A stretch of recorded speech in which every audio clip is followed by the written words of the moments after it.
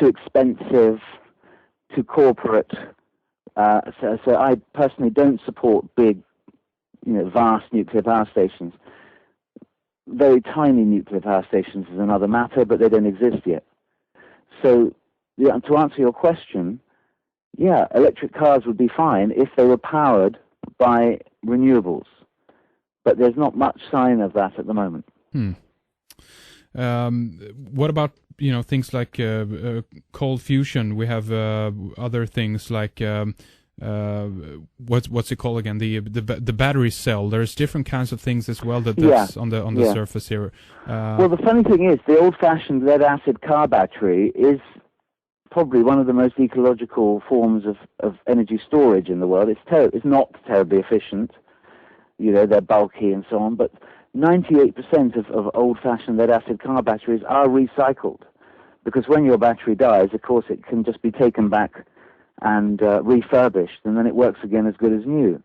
And the same is not true of the new style. The lithium batteries. Lithium, thank you. Yeah, those new lithium batteries, they can't be recycled in the same way.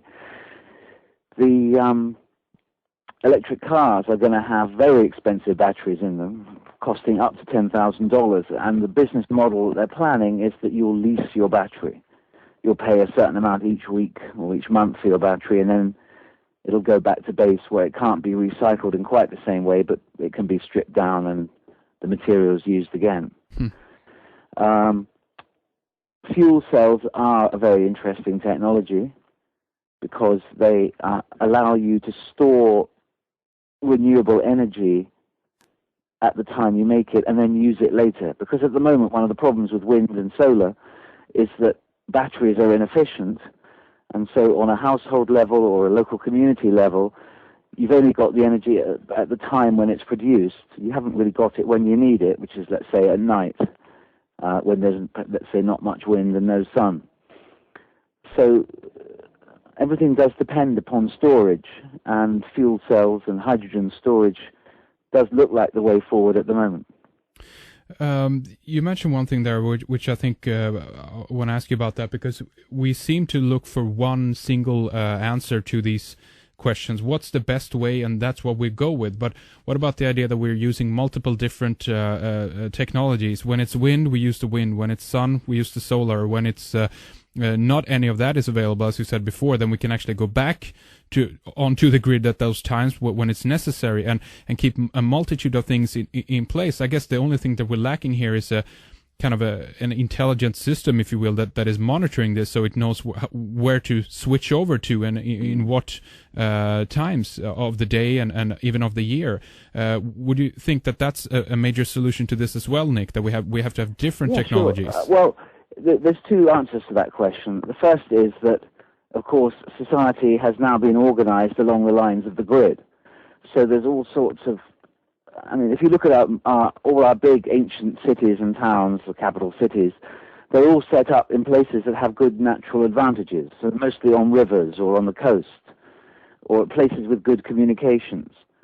Whereas, of course, after the grid came along, it was very easy to build a new town somewhere that had no natural advantages other than it was on a motorway and it had a big power station next to it. So we're now kind of stuck with that heritage. But the fact is that it would be more sensible to go where the natural power was. So, for example, in Scotland, there's a lot of hydropower, and it would make sense to build more homes near where the power is, because that way you don't have to lose a lot of power bringing it from wherever it is actually manufactured. So that's the first part of the answer. The second part of the answer is, yes, of course, it would seem strange at this point to disconnect from the grid just for ideological reasons. And whilst at the same time we should be making the grid much more dependent upon renewables, there's no harm in upgrading it so that it can detect when renewables are in short supply and switch on other forms of power. But those mechanisms already exist. The power companies are talking about something called the smart grid. But the smart grid is not so smart. I mean, they're talking about having chips in the fridge so that the fridge will turn itself off when the energy is needed elsewhere in the system.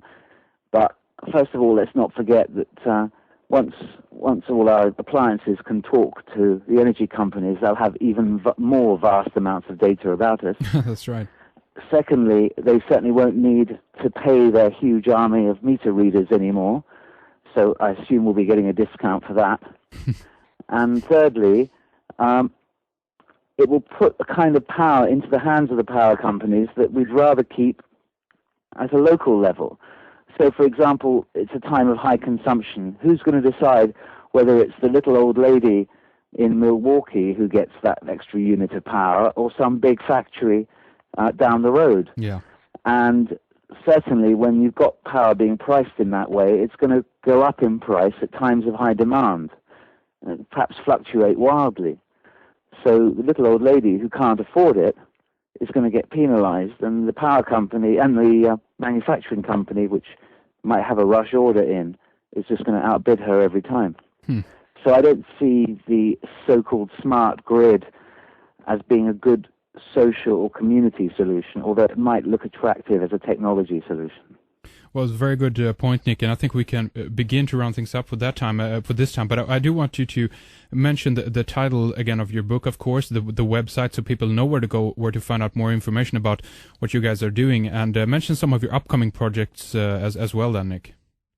Thank you. Yeah, well, the website is offgrid.net, off-grid.net, and you can go there, or on Amazon you can buy How to Live Off-Grid.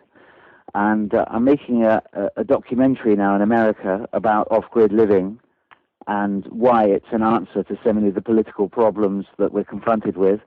And the book will be coming out next year from Penguin. Off-Grid America will be coming out next year. Okay, wonderful. Thank you, Nick. Off-grid.net again is the website. Keep up the great work, Nick, and thank you again for coming on the program. Thank you very much for asking me. It's kind of you. Bye-bye. All right, that's our program with Nick Rosen. Thank you for listening. We will be back soon.